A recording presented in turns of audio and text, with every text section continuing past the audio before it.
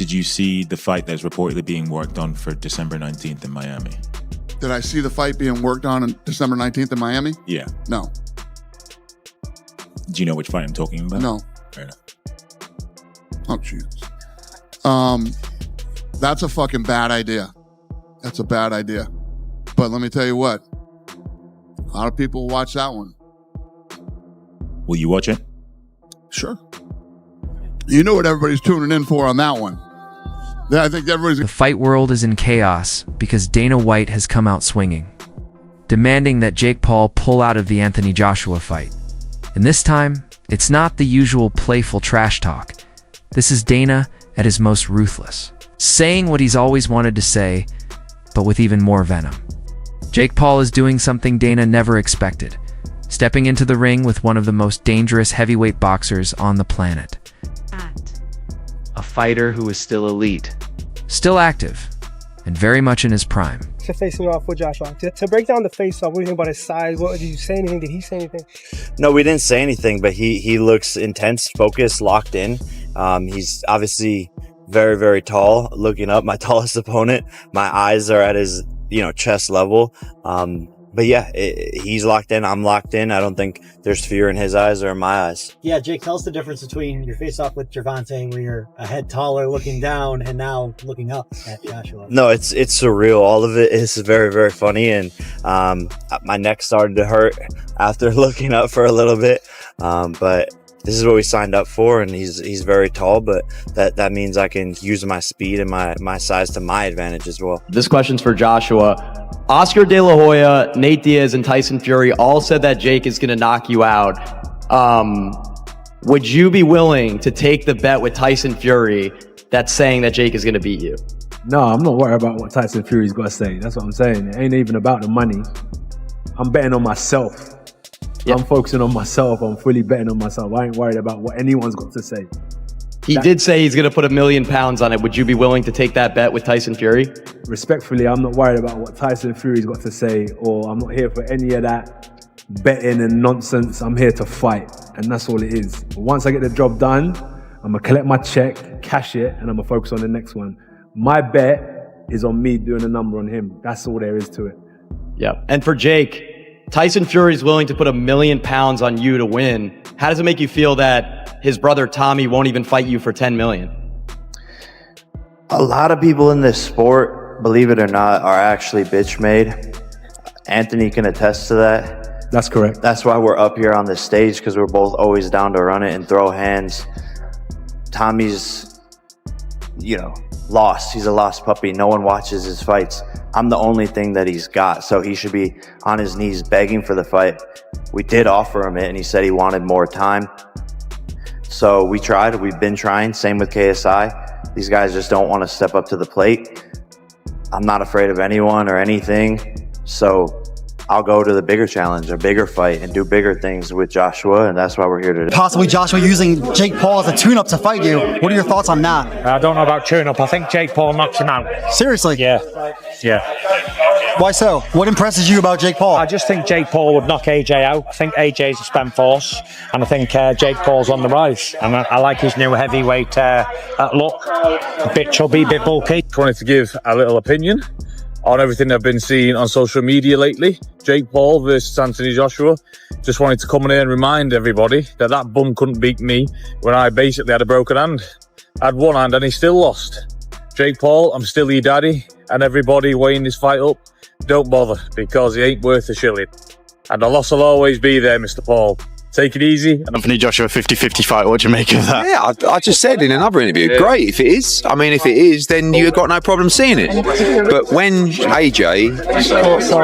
Everybody Pat Brown. I mean, decapitate's a strong word, but, when he renders Jake Paul unconscious, like he did to Francis Ngannou, don't then say, oh, well, it was Jake Paul. Do you know what I mean? I mean, when AJ beat Francis Ngannou, Ngannou just had a fight that could have gone either way with Tyson Fury. Then AJ poleaxed him, and everyone just said he's just an MMA fighter. Do you know what I mean? Jake Paul's not Francis Ngannou. But as I said before, if you want to see Jake Paul exit the boxing world, Dana White has always called Jake Paul a clown, saying he only picks retired MMA fighters, smaller opponents, and gimmick matchups. But the moment Jake takes the biggest risk of his career signing to fight two-time heavyweight champion Anthony Joshua, Dana suddenly claims it's too dangerous, irresponsible, and that Jake is in over his head. The hypocrisy is clear. For years, Dana said Jake would never face a real boxer, and the second he does, Dana declares the fight a joke and warns he'll get seriously hurt. Knocks on your door and says, do you want to fight Jake Paul for 100 million? You're like, you'd be stupid to say no. No, I don't want that 100 million for what would be and will be and should be easy work for AJ. Why are you going to turn down 100 million? AJ should and could, more should, knock out Jake Paul in a round. Like, if Jake Paul was over here fighting under our British Boxing Board of Control, I don't think he'd be a Southern Area Cruiserweight champion. AJ is a former unified heavyweight champion of the world that I still believe is a top 10 heavyweight in the world. Like, AJ should be able to destroy him. AJ is going to be 60 pounds or so bigger than him. AJ hits like a truck. AJ is a better boxer. Like, this is a no contest from the beginning. Versus Jake Paul is happening. Who you got and how? Man, you got to go with Anthony Joshua. You just got to go with Anthony Joshua on him. I think Anthony Joshua by knockout. Yeah, I think Jake will probably get knocked out in the third round. Who did Terence Crawford fight his 11th fight? I don't know. Who did Arthur Beterbiev fight? Jake Paul has found a way to make himself the cash cow early in his career to where we shouldn't care. Jake Paul has become the fighter right now that everybody wants to fight because right now he is the cash cow. He made $40 million just off of Netflix. He has found a way to do something with his following, get under people's skin to make people care. It's the perfect contradiction. When Jake avoids real boxers, Dana mocks him. When he finally steps up to fight a real boxer, Dana still mocks him. According to Dana White, this matchup might not even be legitimate if Joshua doesn't knock Jake out quickly. The fight must be rigged. He insists that, on paper, there's no way Jake Paul should even be able to compete with Anthony Joshua, suggesting there must be something structured behind the scenes. This is a top 50 or 60 cruiserweight in the world stepping up and fighting a top, I mean, even if you want to be really critical, top 10, but I think top 5 heavyweight in the world. So it would be unthinkable. I mean, both AJ and myself would need to retire from the sport if we got beat against Jake. 3-minute rounds, and both fighters will wear regulation 10-ounce gloves. Spencer, you were a boxer. For real, should this guy be anywhere near Joshua? God help Jake Paul, that's all I can say. We saw that what Anthony Joshua had done to Francis Ngannou. He went out there and iced him in a couple of rounds. A guy coming from a different discipline. Well, this kid's coming from another level. You know, white-collar boxing in 2018, gone through the mill, and the only boxer really that he's actually boxed, a legitimate boxer he got beat by, and that was in Tommy Fury. Now he stepped up to the plate. Does he really believe that he can beat Anthony Joshua at heavyweight? All right, he's put a restriction in there. Anthony Joshua can't be no heavier than 245 pounds. Well, the last time he boxed Alexander Usyk, which was not that long ago, he was 245 pounds. So I don't see that being a big problem. But we know why he said yes to it. Gazillions. Oh, absolutely. Do you know the bizarre thing here, Jim? That this will be financially and number-wise the biggest fight in boxing history. Ever. Viewed, the biggest viewed fight in boxing history ever, and there's been some great fights over time. That is insane, isn't it? And the highest paid fighters as well. What Jake Paul, they're an estimated 170 million pounds split between these two. But Jake Paul, is he really that deluded that he thinks he's going to go in there and beat Anthony Joshua? Do you think he thinks he can do it, Simon? I don't know what he thinks. Fight's commentary has only fueled the debate, splitting the boxing community. Some see this fight as a dangerous mismatch. Others respect Jake Paul for stepping up. And many predict wild conspiracy theories if he performs better than expected. The reality is simple. Jake is facing a man who outweighs, outskills, outguns, and outexperiences him at every level. It's the boldest, craziest move of his career, and he knows exactly what he's walking into. which is what makes it so fascinating. But what he does do is he markets himself in the space that he operates in. I don't get this Jake Paul or Logan Paul phenomenon, but I'm not the audience. It doesn't matter what I get.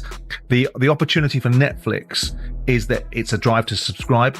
They'll pay $100 million, and the wraparound fees that come from sponsorship and the event attendance. We saw that $20 million was generated in gate receipts for the Mike Tyson versus Jake Paul fight. So we know this is a $160 million fight.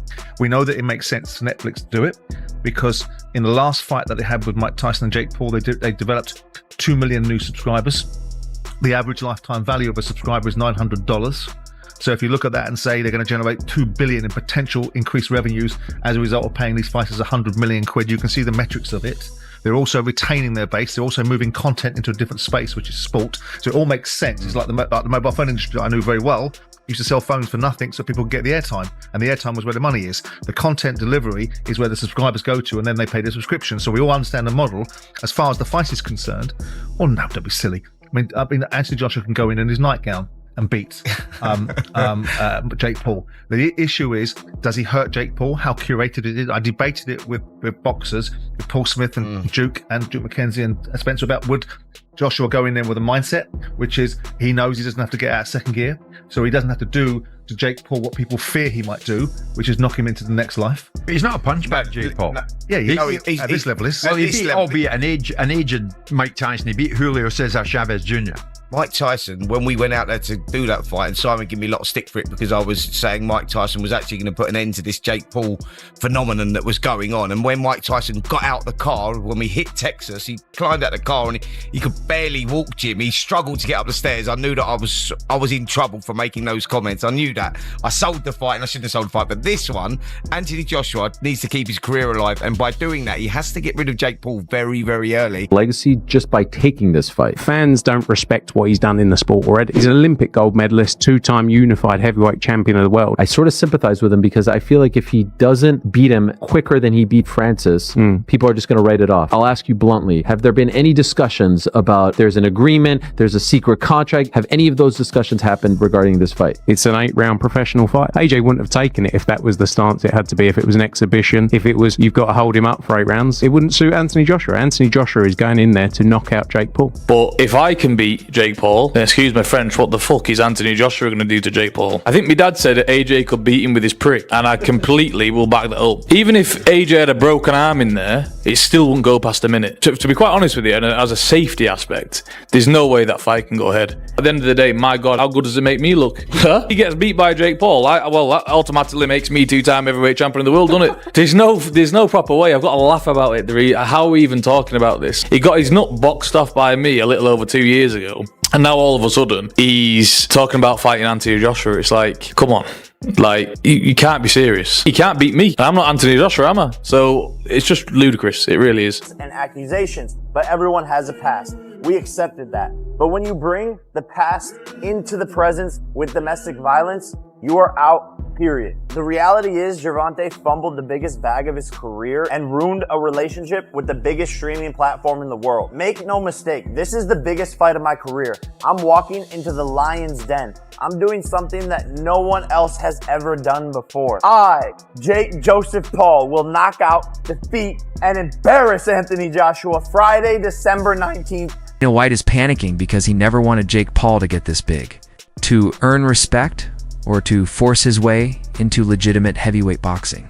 Jake is proving he'll fight anyone, and that threatens the narrative Dana built, portraying him as a fraud.